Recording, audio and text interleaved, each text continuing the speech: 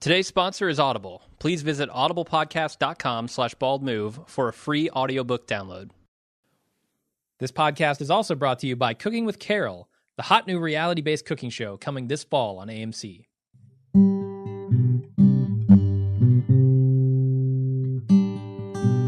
Cooking with Carol. Hi, I'm Carol. I'm an average, everyday mom. And if you're like me, there's just not enough time in the day to feed all of the hungry mouths in your busy life. How many times has this happened to you? You get home, dinner o'clock is staring you right in the face, and you haven't been to the grocery store in years. You've got to put something tasty and hot on the table with just what you have on hand.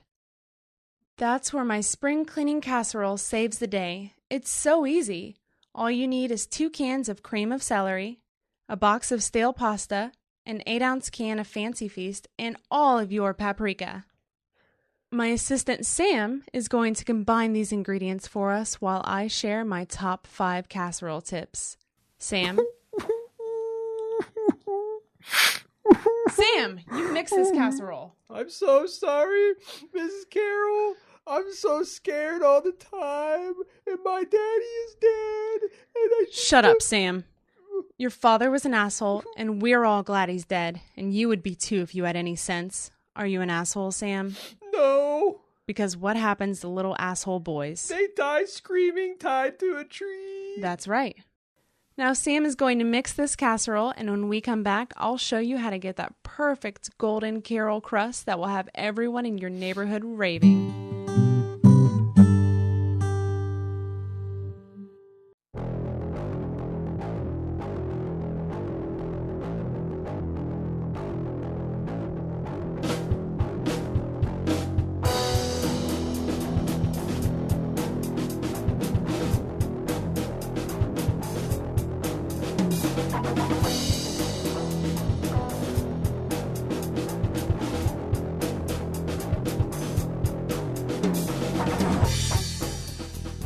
Welcome to The Watching Dead, the officially unofficial podcast for The Walking Dead on AMC. I'm Jim. I'm Aaron. And we're talking about Season 6, Episode 2, entitled JSS. I found out what that stands for. Yep. I did. Just stay you know stupid. how I found out? How? About 17,000 emails came in telling me, hey, dumbass.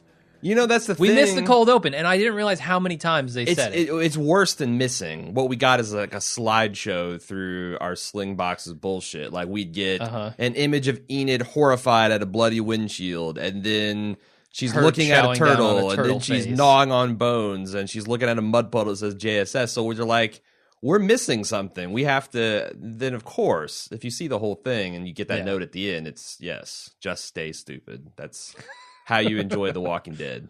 Just survive somehow. We get it. Yes. We got it. Yes. But the JSS thing, almost too much. I think too much at the beginning. Yeah. You Like- didn't like- need it 5 times. Yeah, seeing it through slideshow where you only saw like in the mud puddle, Yeah. and it's like, ooh, there's something a bit more mysterious. But yeah, they really hammer it home that this is deep meaning. This is going to be her first tattoo. We saw it in the sand. We saw it on her hand. Sure. We saw it. Now I feel like I'm Dr. Seuss here. As soon as she gets some black ink and a needle, that's Yeah. going to happen. Saw it in the bones. Saw it in the bones. Saw it on the window. Sure. It's everywhere, man. On her wrist. Mm-hmm. So yeah, just survive somehow. You have any other opinions on this after watching it for a second time? No, I mean, demoralizing, I think, is still a big problem. And there's a couple other things, but I thought that it was entertaining and enjoyable and surprising. Like I surprised at what went on with Jesse, and I'm back to kind of liking her character now. Okay. Father Gabriel needs to die in a fire. Like He will. He's got to die screaming, tied to a tree. Speaking of, I don't know what to do with him. Like clearly they're going to go through some kind of half-hearted, ham-fisted one or the other. I guess you can't be both half-hearted and ham-fisted. The ham-fistedness implies a certain amount of enthusiasm that the half-hearted definitely lacks. But I'm just not into it. Like I want to see him die. So if they do redeem him, giving him 2 pistols and having him priest gun akimbo is not a bad way to go. But yeah, what do you think? So I don't know. I still thought it was awesome. I mean, it's like, how can you go wrong with Carol this involved in an episode? Bat Carol. She never fails to please. So I'm still with this episode. Sure. Shall we get into the recap then? Yeah. Just have some housekeeping notes. We did release the 10 million download. I think we did. Q&A. Yeah, there's something keeping it from showing up on the front page, which we're going to look at here this afternoon. But by the time you hear this, we should have that released. And if you're subscribed to our Firehose feed, just another thing we don't talk a lot about. There's actually a feed on a website where you can get all the podcasts that we do coming right at you without having to subscribe to all the individuals. If you go click on the podcast, there's one for all of them right there. But anyway, it's in that feed and it's in the Bald Move TV feed. So yeah, find it, enjoy it. There's an article on where you can watch us. We recorded a video, the whole thing in the Bald Move studio. If you don't get to see that, that's kind of, I guess, neat. Yeah, I think so. I think it's well worth $1 a month. And that's only scratching the surface of the Club Bald Move experience. But I don't want to have Jim have to edit this out as an ad, so we should probably move on to the recap, yeah? Yeah. JSS. I'm going to just stay sober during this episode. I don't think so. That's ill-advised. Before we get too far, I got to explain this intro. AMC came to us completely unsolicited and gave us 4 preview clips of their new Cooking with Carol show they're going to debut this fall. Later on, and they actually wanted us to split each segment up into like 2 or 3 parts and then put them on like a different episode and different instant casts throughout the rest. And we're like, man, that's a pants idea. Nobody's going to stick around and hang on that. Let's give the people what they want, get their appetites good and wet for Cooking with Carol.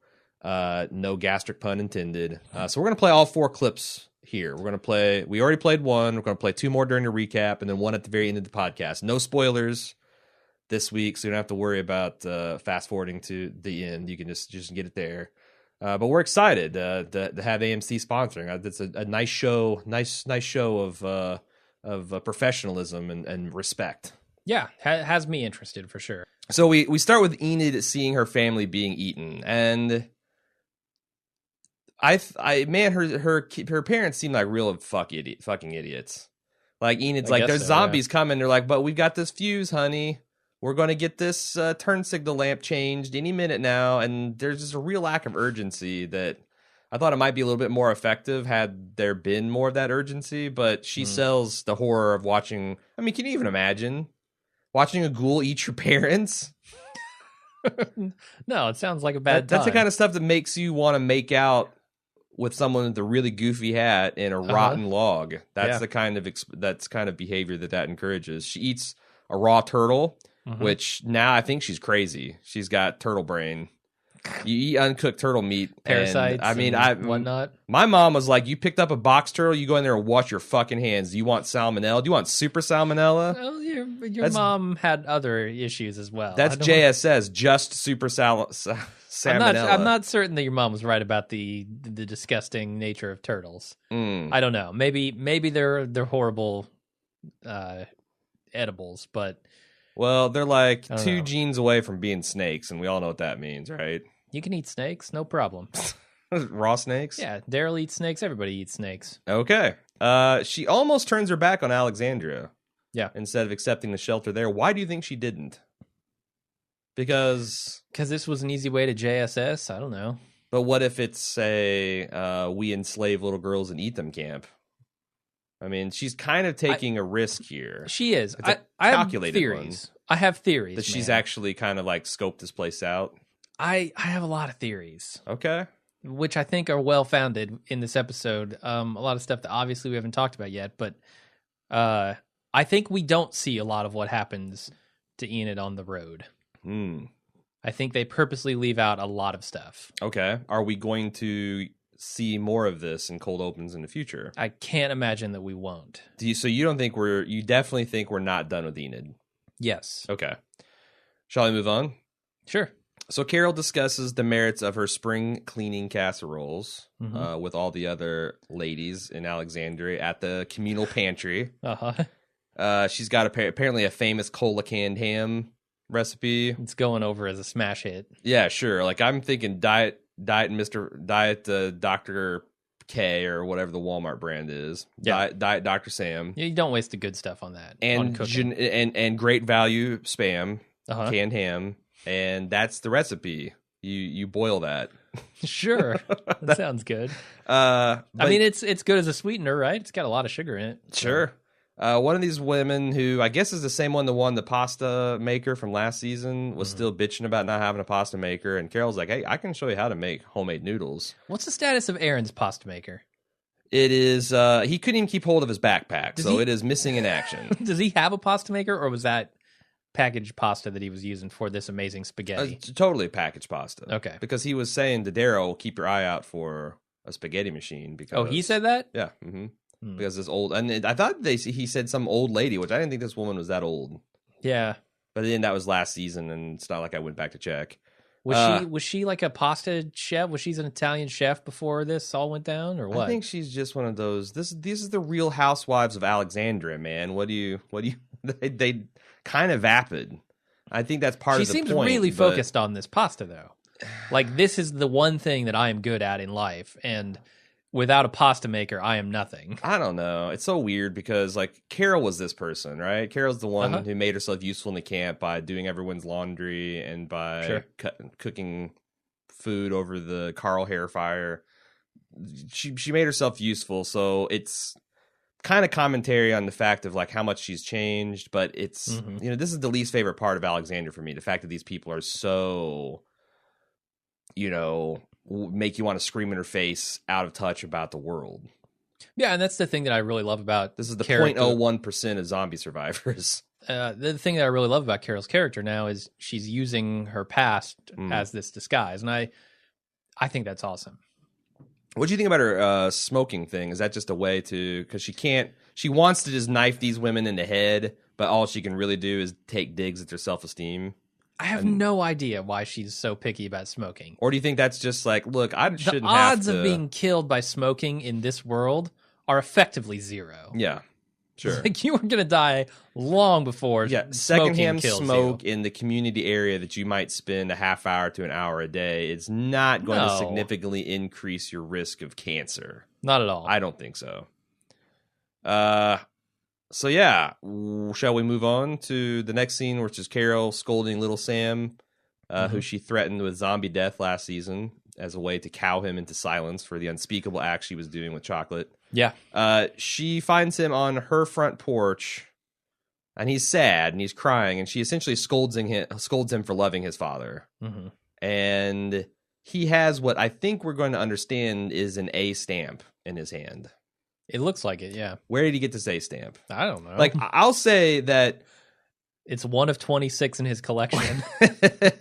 One of the more affecting things, I think, for me is how they continue to reuse this A train symbolism. Yeah. But if they're going to do it this way, where some kid that I need a little story behind this A stamp, and maybe they'll give it to me later, in which I'll say, that's great, but you should have given it to me before, because I don't know what to make of the scene. I see the effect it has on Carol, but it's half as powerful as it could be with some support on the Sam side.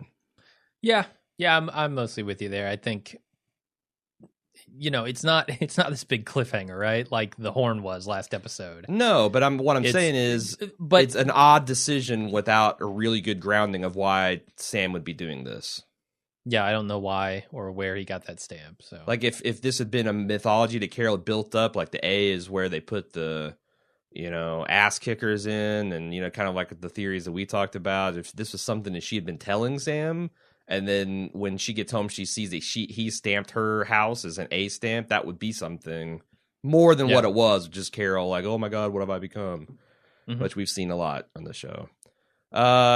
I think it's a good opportunity, speaking of Carol, to play our second demo reel for the Cooking with Carol show. Again, coming this fall on AMC. Cooking with Carol.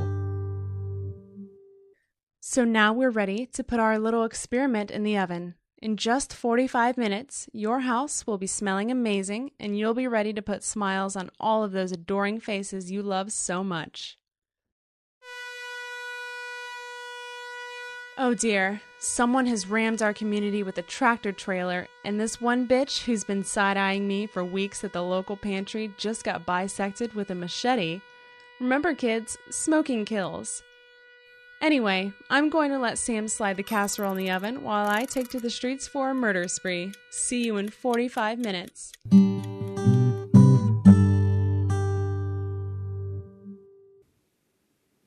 All right, Cooking with Carol coming to your TVs this fall on AMC. Jesse wants to cut Ron's hair. And Ron says, "It's bullshit, Mom. How am I supposed to have the sexy Carl full helmet hairdo? Yeah, the emo. Let alone, I mean, I got this beanie like cap. He's in One Direction. It's not as cool as the sheriff cap. I need this cool hair." And Yeah. then he susses out, this isn't about a haircut. This is about you wanting to talk to me. He needs a fedora. Is what he needs. Like he's got to one up Carl, right? Sure, In that's the, what in fedoras the douchey do. hats. Yeah. Yeah. So I feel like that this is flirting with being a bad scene. There's something a little community theater about. It's a bad scene. Okay. No, it's not flirting. It's a bad scene. There's I don't think the guy. The dialogue felt I don't think Ron is a unnatural, good actor. The kid playing him. Yeah. I think he's a little hammy. but he's kind of a teenager too. So that's where I Yeah. kept going back and forth. It's like, is this dialogue kind of like real world real? Like this is what a real family in this situation would scream about, or am I wanting a little bit better writing? What am I actually? And the tempo and the way it was blocked is very stage play. I don't know. Him not being able to raise his left arm above his head, is that from his father abusing him, or is that from Rick laying a flying tackle on him? No, that's his dad. Huh. Like I get the context. Like it's all over this episode. Yeah. The idea that these kids were affected just as much as she was by their dad's behavior. Okay. And I think that's part of it. I think Ron tried to step in one time and got his ass kicked by his dad. I could see that. Yeah. And it makes, because, yeah, I guess would have to. And it adds to, Ron being angry about this whole thing, right? Like, it's a very complicated stew. Yes. That they've got going in this family. He might be, I don't know. I'm not sure exactly why he's so angry, because he knows the things that his dad was doing were wrong, certainly. But Rick is a maniac too, and he killed his father. And Carl's stealing his girl, and he sees like this, and he needs to be protected, and that's got to be rough for a teenage boy to accept. And especially when the guy that would ostensibly be protecting him in this situation is dead now, right? Like, yeah, say what you want. His father may have beaten his family, but I assume that time comes, he's also going to step up to try and protect them. Yeah, I guess. Like, true. I don't think those things are mutually exclusive. Yeah. So he's probably feeling a little bit of abandonment too, which is strange given the relationship, but probably real. But yeah, he's also upset because Rick's dangerous, but he's also his mom's friend, which she admits to. He's my friend, my sexy, masculine, single DTF friend, Ron, and you need to accept that friendship. Well, I've got one of those too, Mom. See, I got a hug. I got a hug next scene. Yeah. Yep. So Maggie's talking about starting up a farm in the next scene, and she's giving Captain Janeway a pep talk because she's gone into one of her Phantom of the Opera modes where she's just going to go in the holodeck and be dramatic and wear a half mask and do some desperate gambit that's going to sacrifice the entire crew. But I think Maggie carries the day by basically doing the whole guardian angel Reg. Like, Reg wanted us to grow a garden surrounded by his circlets of cold rolled steel. Yeah, no, that cold rolled steel, man. It's it's a hell of a thing. Not even saying ironically anymore, just straight up. That's some cold rolled steel. Yeah. I mean, Ford's marketing it on their trucks now. It's like it's a thing. It's a thing. So Eugene then is bitching to Tara as they go into the communal center, it's the pantry, it's the armory, it's the first aid clinic. It's the storage house. And they're talking about taking the largest building, making it into a church, and he's like, "This is bullshit. I want a game room, god damn it." And Tara's like, "Well, we should make it into a community center," which is a great suggestion. Yeah.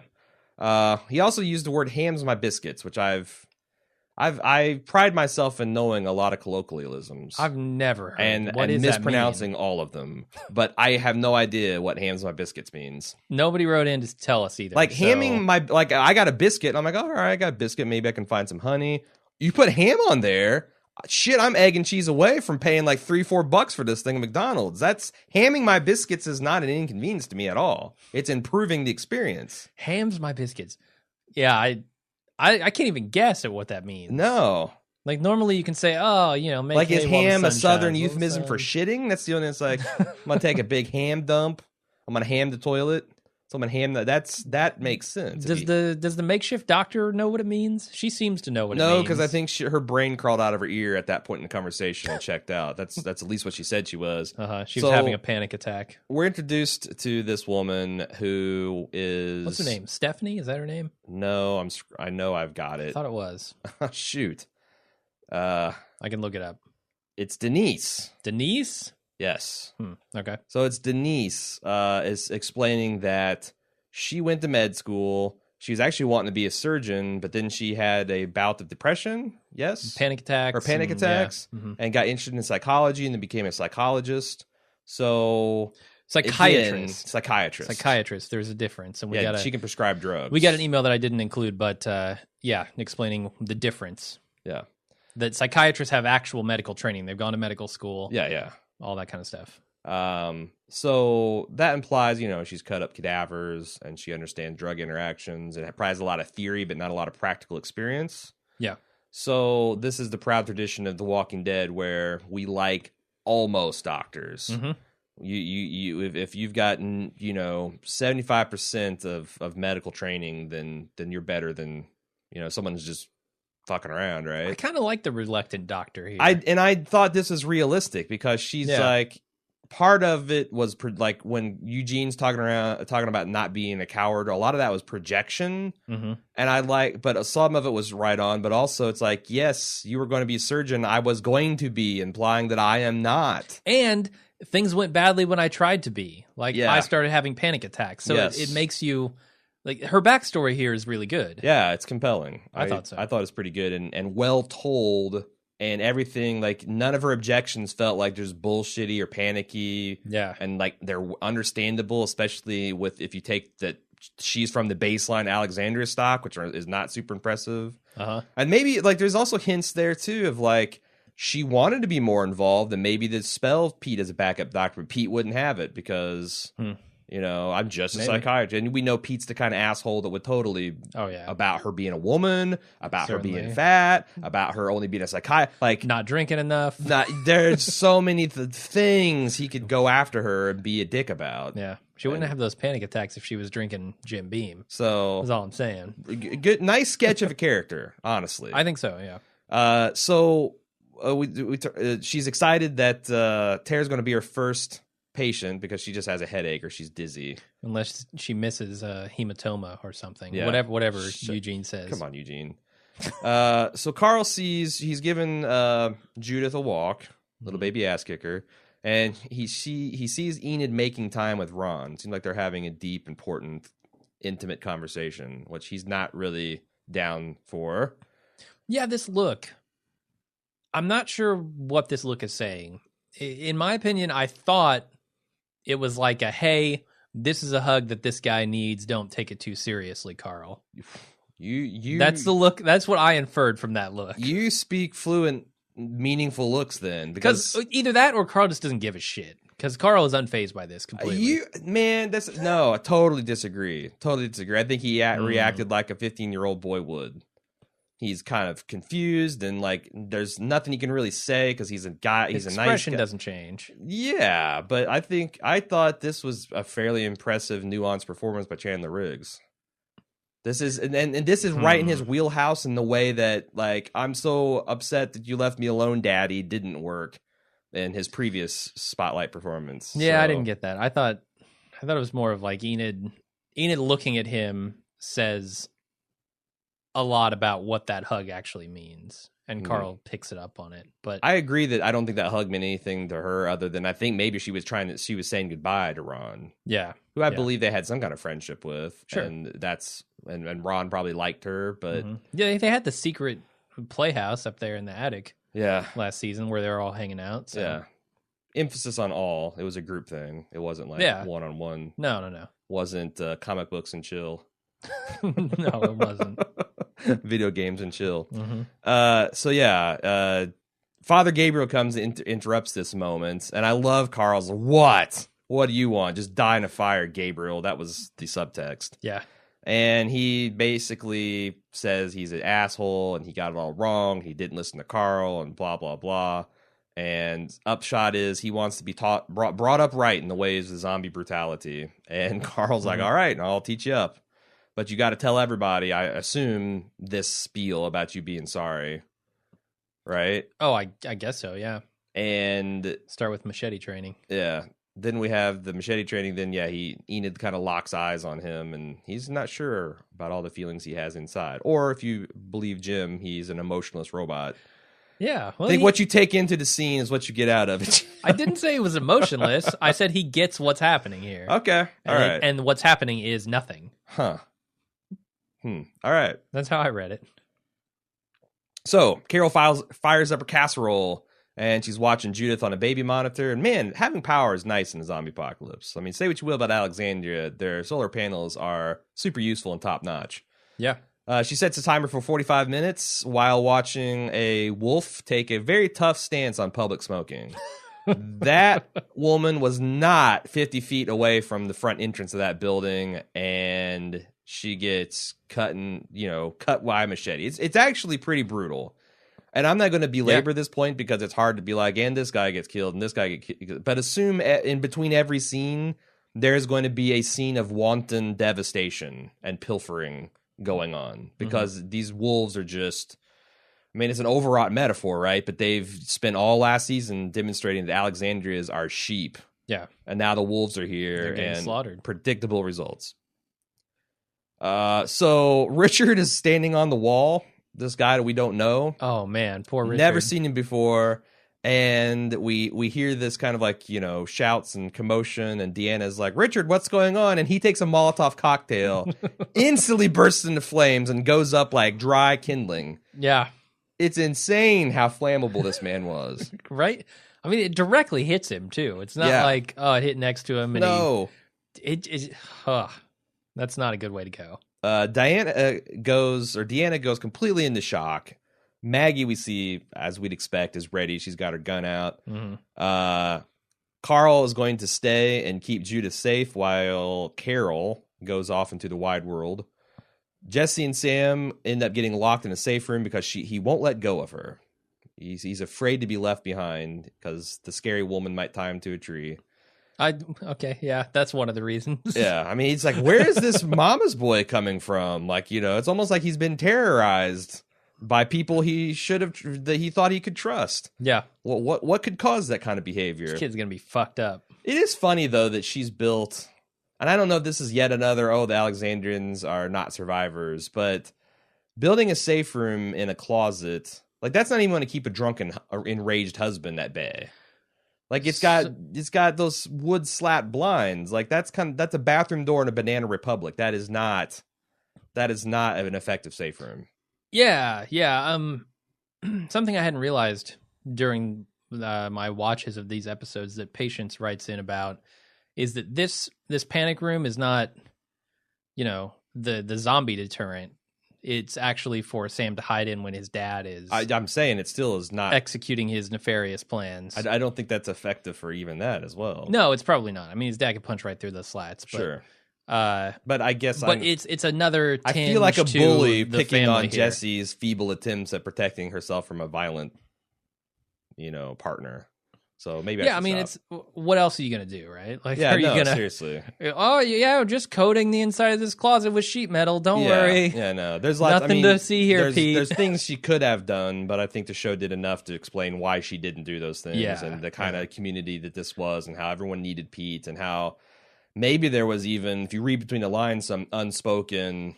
We know what's going on, but we really need Pete, and can you just take one for a team thing with the community? Maybe. I mean, if you want to get really dark with it, so. Yeah, but I didn't realize that this was, previous to the... No, I got that. I was just still skeptical about it all, because I'm kind of an asshole about that. So, again, just assume between every scene, there's just wholesale absolute slaughters. People being butchered with axes, with pikes, with sharpened shovels. It's insane. Enid stops by Carl's to say goodbye, and I thought another really cool economical character touch, she hands him this wad of keys, which we understand is probably every important door in all of Alexandria. Yeah, it's her personal collection, I think. Which is why she's able to move around like a phantom. Okay, let's continue on in this scene. I want to get to the end of this scene and talk about this scene. Okay. And talk about Enid. So she starts to try to say goodbye, and Carl says, "Shut up, sit down, help me protect Judith, because none of these assholes are getting in here. I will kill them all if I have to." And I we kind of him. believe him. Oh, yeah. And she also, her reading of, it's just people, came across so April Ludgate from like Parks and Rec to me, and it was kind of funny. Completely emotionless, just like this. Yeah, it's just people. It's not even zombies. No energy in the voice. Yeah. And Carl says, "Look, don't tell me goodbye." And she says, "I won't," which is not the same thing as not leaving, which I kind of think Carl knows too. So you want to talk about the big wad of keys? Is that what you want to talk about? No. So, well, yes Okay. and no. There's actually a line at the end of this when... Those are diametrically opposed concepts, yes and no. Yes and no. Yes and. How about that? Okay. So there's a line where her and Carl are talking, and she's like, "Oh, you'll never be able to protect this place. There's too many blind spots." And then she says, "That's how we were able to," and Carl cuts her off. She's a wolf. She's obviously a wolf. She has all the keys to this place, which she's sneaking around. She's sneaking out. Why is she sneaking out? To meet the wolves. She says, that's how we were able to... I thought she was talking... We were able to what? I thought she was talking about her and Carl sneak out of the city as easy as they do. That's how I interpreted that. No, too many blind spots. That's how we were able to... Yeah, because the adults couldn't see us sneaking in and out. No, I don't think so, man. I do. I think there's so much here that they don't show us about Enid that they think imply. Enid's really a wolf? Yeah. Then why is she leaving? I think that's one of the ways that they were able to get in here so easily. I don't know, because to me, getting in the city is much easier than getting out, because you just walk up those fucking struts. We talked about what a fiasco this place was to defend from a human opposition. Mm-hmm. You're essentially building catwalks to get up onto the city walls. So I don't think you need to explain how the wolves got in. I think you have to explain, how people like her got out, which is assuming reasonable, competent adult supervision, which I do not grant Alexandrians. But yeah, I think she snuck out and used these keys to hide. There's no reason to cut that sentence off unless she's about to reveal that she's a wolf. I think it's Carl. I think it was Carl just being intense. Like, I'm talking about in the writing. Okay, but there's no reason to cut that sentence off, right? There is. Let her finish with one word. That's how we got out. That's how we got in. But I mean, there's if Carl huge knows, difference, and it leaves ambiguity, and I think it's... I disagree. I'm almost 100% certain that she is. All right. I am 100% certain she's not. Okay. What shall we put upon this wager? Nothing. You're not even going to wager burrito? Pride. I'll put a burrito up against This is bullshit here. Dan Reichert stuff. I don't do that shit. All right. I don't wager stuff on air. First of all, how dare you? How dare you refer to me as Dan Reichert? Sorry, man, but if you're acting like that, it's going to happen. All right, man. You can't wager burrito on this show without getting called a Dan Reichert. Jesus. Yeah. Shall we move on? Yeah. Since things are getting heated now. Carol Mercy kills one of the Real Housewives of Alexandria, which... Do you secretly think she kind of was... It's not fair to say moment. She's looking for excuses to kill these people, but... If that was one of her people, I think she maybe tries to... Well, of course, her people wouldn't be screaming out loud during attack. I don't know. But the way they filmed this, there's a little bit of... Especially with Morgan, his morgalizing, saying, you don't like this, or you don't enjoy this. And she... I think there's a little bit of... Maybe she enjoys it a little bit. Like, she enjoyed metaphorically twisting the knife in the smoker, and now she... Again, I'm not saying she's a bad person, a monster. She literally, like, the governor, enjoys it.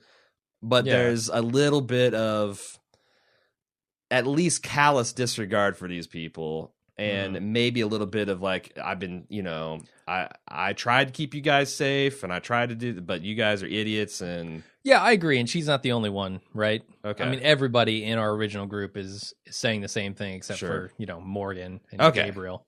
All right. To no surprise of anyone, the less douchey son of Deanna, who's still living, is completely useless. He can't shoot with his fancy scope. He's too afraid to go inside the city. But you know what's not useless? Cold rolled steel, baby. Cold rolled steel it works. Proved its worth. It took a shot from a semi trailer going pretty fast. I was impressed. Yeah, for sure.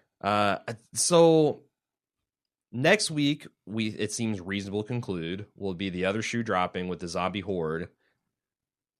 I don't buy that zombie horde can push these walls down. Really? If this place can take a semi trailer ramming it, I just don't know that the crush force of 3,000 to 4,000 people, even working together, can bust it down. Do you think maybe they'll come in where the truck hit it? It's weakened or something? And I wonder that they were trying to imply that, but man, that wall just didn't it. I know it kind of wiggled, it buckles a little, but it didn't have any really major structural damage. There were no gaps in it or anything. Yeah. And they did they did this MythBusters episode where a zombie group of 50 can very easily push in your average barn door, even with a fairly strong reinforcing. They did this neat experiment where they built these rigs, these metal cages for people's chests, because the thing about stampeding and clubs is you don't get trampled on the feet. It's the people up against the wall, literally their chest gets crushed by the so they built these metal cages so you could push against your neighbor and not crush their chest, and they just all in unison, 1, 2, 3, push, 1, 2, 3, push, and they could push in a barn door. Wow. I don't know that the surface area with zombies to walls to strength ratio works out in their favor with this. Maybe not. I don't know. I thought that we were just going to see the zombies just overrun Alexandria. Period. Yeah. Maybe we're in more for a siege then. Could be. I don't know. Or somebody can leave the gate open. I mean, that seems to happen a lot. That's true. That's true. There again, I don't think you need Enid conspiring too. They could just wait until somebody needs to take a dump bad enough and leaves. And a walker could come up when Eugene's guarding the gate and say, "Hey, I know Deanna." No, the guy that W. I totally live here, dude. Totally. Yeah. Totally. The W's on her head. That's like our hall pass. Yeah. That's the stamp you get on the bed. We just put it on the forehead to make it easy. Anyway, speaking of Enid, though, I want to go back. Oh, okay. Real quickly. Another couple of reasons I think she might be or is a wolf. She's leaving. Why is she leaving? Why does she decide now is the time to leave? She says that this place is too big to protect and she doesn't feel safe anymore. But the wolves are already attacking, right? It's a bad time to start saying that stuff. Does she? Well, I mean, I think it explains her reluctance to go inside at the beginning, because if we didn't see her interactions with the wolves, maybe she's going inside to set this all up, I to think help you're them out. It feels like you're reaching, because I think she's content to bide her time in this thing, and now a real threat is here, and she can get out before anyone else knows it and can be gone and hide behind her camouflage surfboard or whatever, and she'll be fine. That's right. And maybe she was wanting to see if Carl would go with her. Mm-hmm. And now she sees that he's committed to protecting Judith and the community at large, and that's a lost cause. I don't know. Okay. I guess we'll find out. Aaron brings a wounded woman to the first aid center. I think this is Holly. This is the blonde woman that we later find out is Holly. And Denise just freaks out about, she's got internal bleeding. It's probably an artery. I can't cut her open. That's probably going to kill her worse than... But Tara makes the point of she's going to die if you do nothing.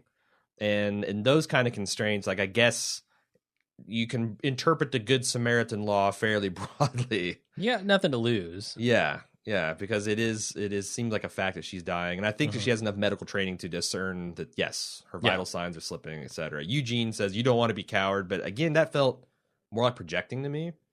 Oh yeah, no, Eugene is very much worried about being a coward himself, and concerned with I was a coward and it affected us adversely, and.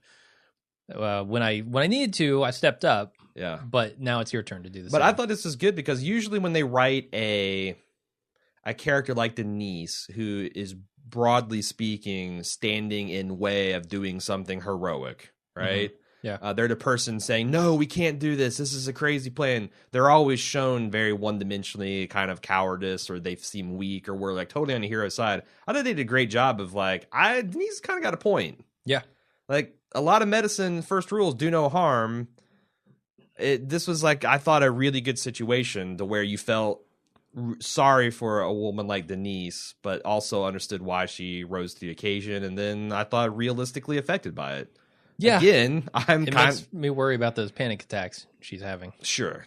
But there again, that's why she's not a surgeon in the real world, but it's an interesting complication for, you've had you got an alcoholic veterinarian and then an alcoholic vet medic. There's always you got a abusive surgeon. It's always complications. Every single doctor has been an alcoholic in this show so far, right? Herschel, Bob, Pete, all of them. Yeah. Top to bottom. Yeah, that's true. That's true. So I'm waiting for the other shoe to drop with Denise. Yeah, maybe panic attacks will be the least of. I had panic attacks, so I started drinking heavily. Yeah, no, totally. Or she's a psychiatrist. She can just start 5 bars of Xanax a day diet kind of. There, yeah. But yeah. So she resolves to, I guess, try surgery on him. Useless son continues to be useless. He can't, there's this zombie who I guess was the semi driver, but he turned incredibly fast. I've seen people turn very fast before. Shane, perfect example. But not only did he turn, he looked very decrepit. I'm not sure that there wasn't a zombie strapped in the passenger seat just for YOLO purposes. It's weird though. So this truck is going straight down the road. Yeah. Spencer, or whatever his name is, Deanna's kid, takes some shots. I think hits him. I think he shoots him, and that's how he dies. He definitely got some good truck shot. Curves off the road and smashes into the tower and the fence. Because I don't know the gate can take that kind exactly. of shot. I think they were going for the gate with the truck, and he saved him. Yeah. So he's not completely useless. And I think he's also very pretty. There's nothing to support this other than a scene from last season where we see Daryl and Aaron get trapped in by these walker booby traps with all the trucks in the back. Certainly. Walkers in the back of the trucks. I think that's the gambit here. I think they're going to ram the gates, they're going to open the back, and boom, walkers everywhere. That's why I thought originally the gravel pit was a wolf gambit, because I associate semi-tractors with wolf traps. Yeah. So it wouldn't surprise me if there's not. Now, there's nothing to say that in the episode. And I don't know that'll be important because we have Domino's delivering 4 million zombies next episode. But that was my thought as well. Okay. So Morgan steps up and stops the air horn with a well-timed broomstick strike. Yeah. And says, "Hey, are you going to come to help me defend your town?" And he kind of shits his pants as a response. He goes, "All right, hide then," and goes off like a badass. Yeah. And then Teenage Mutant Ninja Morgan squares off against the Undertaker for tonight's title card. The Undertaker says, "Quick or slow," and Morgan comes up with this weak "leave, please." And he's like, "All right, then, going to be slow." And then Carol says, "No, it's going to be quick." Bat Carol comes out of nowhere, stabs him in the ribs. God damn it! I don't know whether to be super happy about. Dear God, Carol. Is that Carol Peltier's music? And she comes running down the hallway. She jumps in the ring. A foreign object. She's got a nut. Yeah, I was going WWF. Jesus. Okay, gotcha. Continuing WWE. I'm sorry, McMahon. So I'm torn about this scene, right? Because they're setting up what looks to be an epic confrontation between axe-wielding Undertaker and Morgan with his bow staff. And then it doesn't happen. But so that was a huge letdown. But at the same time, you got Ninja Carol swooping in, which was fucking amazing. So I don't know whether to stand up and clap or just go, God damn it. And my first thought was, oh my God, she is so committed to her housewife alter ego that she's wearing a disguise. Like she's going to be a literal Batman, Bruce Carroll type of situation. And then when I realized that no, she's just going around so she can indiscriminately kill wolves. Yeah. Even better. Carol. And it works so perfectly. Like the scene. Carol's the alpha badass of this entire unit now. Like if you're just talking body count and clutch saves, I don't know that Daryl even comes up with that plan. Right? Yeah. I mean, I think Daryl just goes more ham. I feel like she's a half step above Daryl and Rick at this point in the show. I think so. And it works like a charm. We'll talk about another scenes. And Morgan, this is the part I thought they did such a great job of showing Morgan and Rick as kind of foils for two competing moralities. They're not competing because I don't ever feel like Rick was a truly pragmatist. But I think this is especially bad because he's like, you don't have to kill people. And she's just scoffs and says, of course you do. When I'm like, yeah, no. What about these people running around with W's cutting their heads, hacking people apart, says rehabilitation. Yeah. Did you do that, Morgan? Did you do that, Morgan? He did. He did, as a matter of fact. I want... Not in the same way. I don't think he was as brutal about it. I mean, he didn't kill Rick. I mean, Carl... He tried to. Well... He tried to shoot him. Yeah, I guess. I mean, when he was clearing, he was a different person. But was he... So I guess, was he as insane as these people? I'm just saying that... Pretty close. I'm saying that you can have that debate in a podcast studio. You can't have that debate on the streets of Alexandria. On the battlefield. Which is why I was like, this is stupid. I mean, that's... Yeah.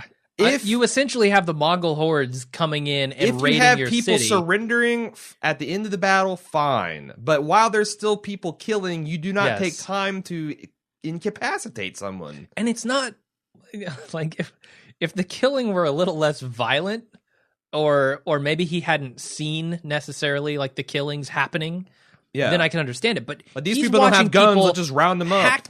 Hack limbs off of bodies. Yeah, this is fucking mid-90s Rwanda, man. It's fucked up, and it's even more fucked up that Morgan doesn't see it.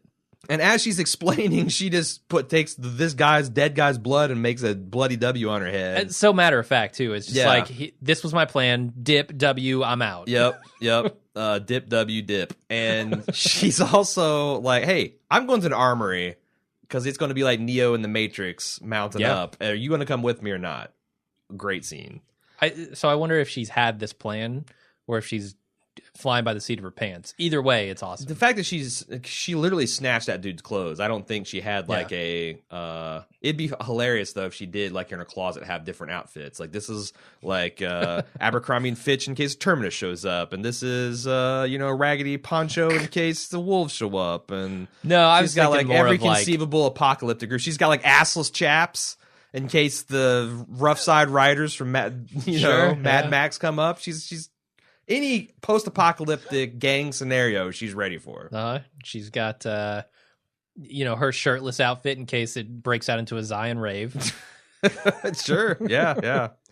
So should we move on to Deanna and Maggie? Yeah. They're still outside the gates, and Maggie is wanting to come inside to, kick some ass. And Deanna says, the best thing to do for me is to stay out here because I can't fight. All I can do is be put in peril. And she's like, all right. And they shut her into the cab with the dead zombie. Is this smart or is this a little cowardice? I want to say it's both because I don't totally disagree with her. Like, I don't think she's going to go in there and regulate. But there was a little bit of Eugene wanting to stay in the medical center, not because it's the best place you can help, but also because you're terrified. Yes, I think so. I thought so too. She's stock in Janeway really fallen. Like the confidence level is really fallen for me. Yeah, she needs to come back and lead her people very soon. So we find out, I think this is the scene actually, we find out that Holly, the blonde woman on the table, is bleeding internally. And, we kind of already discussed this in a later scene, so I think we could move on. Well, I do love the line. Wait, is this where they operate on it or not? No, I think this is where they're debating about it. Never mind then. Carl saves Ron. Ron gets himself in some real trouble. And Carl goes out and regulates with his gun and says... Gets too close. What the fuck are you doing, Carl? You know this guy is just going to jump up and grab you. But you know that also enough. Carl is like... So Carl's a half step to the left of Rick on the whole, saving people. People can... Like, Carl is one of those voices in Rick's head saying we need to work on finding new people and accepting them. So I think he's... All right, this guy's incapacitated. Now he's screaming for help. I thought, yes, he got a little too close to, but, Carl took him, so. Yeah, he did. In the end, it worked out. I was worried. Yeah. But he says, come with me if you want to live, and that Arnold Schwarzenegger shit doesn't work on Ron, and I think it was about to, and then he saw Enid looking at him, and I don't want to look like a puss in front of Enid. Yeah, I just got my ass saved by Carl, and I feel ashamed. Yep. Because, there's a lot of mixed emotions going on here, right? He's probably grateful that Carl saved him. Yeah. He's angry that Carl is essentially stealing his girl, who I don't know that was ever actually his girl, but he But probably he felt probably that way. felt like, yeah, sure. And also, like, everything that Rick and Carl have been telling them has come true, Mm-hmm. and now they need protection, and they're the ones doing it, and he feels ashamed about that. Sure. Well, it's like the perfect storm for him Yeah. to just storm off. So Ron comes home and just endangers his mother and brother because they were all okay in their safe room with Jessie the gun. I think she probably could have handled that situation. But as soon as he comes home and screams for him, hear the pitter patter of crazy feet running down to confront him. Yeah. And Jesse's like, oh shit, leaves Sam behind in a panic room and then goes down. And I thought this is where she dies. Yeah. And I thought, it's like, I wonder what this is going to do to Ron's character and to Sam's character and Carl and Rick, and like all this is going to be interesting stew. But just as I was counting Jessie down for the count, she picks up a pair of scissors and stabs this woman to death. Yeah, she does. Right in front of Ron, and brutal I mean, she just flips into survival mode instantly and goes crazy on him, and it's kind of epic. Ron was wrong. The haircut scene was not just her excuse to talk to him. It was also an excuse to have weapons out on the counter. Although you don't really need it in a kitchen. Just have a block of knives. Yeah. And you're good to go. Well, he's not ready for knives. You know, like Carl sized up Father Gabriel, said, you're ready for machetes. She looked at her son, because she's supposed to be training him. Maybe a butter knife. No, we'll go with scissors. Haircut. There's a good inch and a half of blade on there that he can't get himself in too much trouble with. Sure. Yeah, no. And then there's like this kind of pregnant pause, and then she screams and stabs her one more time in the eye for good measure before we go to commercial. So I think this has two purposes, right? One, to take out her anger. She's fucking pissed about this. Yeah. But two, she's got to kill what's going to turn into a zombie, right? So she stabs it in the head. So yes, practically that's exactly what happened, but I wonder how much conscious thought she had of that. Yeah. I think it was more of a rage reaction. You're right. They could have played it for laughs, but of her looking up to her like shocked son, and she's like, "You got to take care of the brain." That'd have been kind of funny. It could have. But I don't know that this episode felt pretty well balanced with humor and genuine tension and drama and badassness, and it's a pretty good episode. The other thing in this scene is she follows the golden bald move rule. Play dead. Yeah. Until you have a decisive advantage or you're safe, play dead. I think it saved her, too. Yeah, do not be the person that's trying to trail your way out on an open abdomen. Just lay there and die in peace, if nothing else. So we got the another reason we love Carol is because she employs the Chewbacca gambit.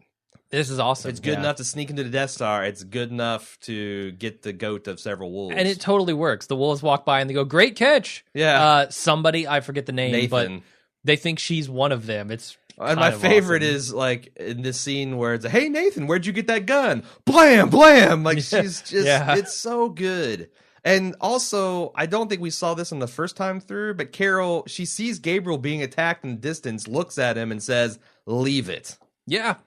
And, fuck Gabriel. Yeah, and of course Morgan can't do that. I don't even know if he knows about the betrayal, honestly. He's gonna get them both killed. He broke disguise here. Yeah. Broke character. Then she breaks into the community room and gives Olivia, who's terrified, just a crash course in gun control. Like, this is the trigger, this is the business end, point it and squeeze it if someone comes through, and don't stop until they're on the ground. That's pretty much all you need to know. I thought it was going to come back. I thought it was too, that she was going to potentially kill her. Yeah, that would have been ironic. That would have been devastating because, man, just when Carol's on an all-time high. Yeah. So they go outside, and this person who Morgan has subdued and has tied to hands now starts just babbling word salad. He says, "I think, friend, a trap. People don't belong here anymore." And Carol just comes and blows his head off. Did you get a definitive on what this guy was saying? No, I didn't. And I don't know that it's important because they're established subtitles as being all crazy. Yeah. Like, this is as meaningful as the guy who the Joker blew up with a cell phone screaming about the voices in his head. And, it's like, he's just a crazy guy. And Morgan's like, God damn it. They clearly have a story to tell, but I don't know that it's that important at the moment. So Carol gives him 2 guns, one for Gabriel, one for Morgan from the armory, and Morgan's like, I'm MacGyver now. I don't need a gun. Yeah. And now Gabriel gets 2 guns. Yeah. Which has some possibilities. Yeah, for a guy who hasn't yet been trained on a machete, though, I'm a little Can you worried. imagine him with like Hot Fuzz style, like hidden wrist launchers? He can walk out into a group of, let's say wolves.